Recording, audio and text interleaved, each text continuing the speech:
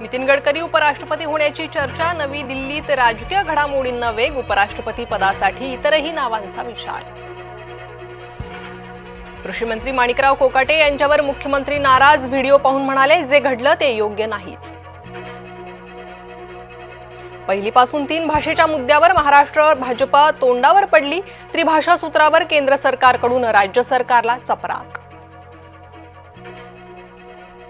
तब्येत सांभाळायला जगदीप धनखड पायउतार, उपराष्ट्रपती पदासह सर्व जबाबदाऱ्या तातडीनं सोडल्या। फडणवीस अजित पवारांचा आज वाढदिवस, एकाच दिवशी मुख्यमंत्री आणि उपमुख्यमंत्र्यांच्या वाढदिवसाचा अनोखा योग। जलील आणि गायकवाड यांच्यात आव्हान प्रति आव्हान, संजय गायकवाड आता म्हणतात, हिम्मत असेल तर आझाद मैदानात या।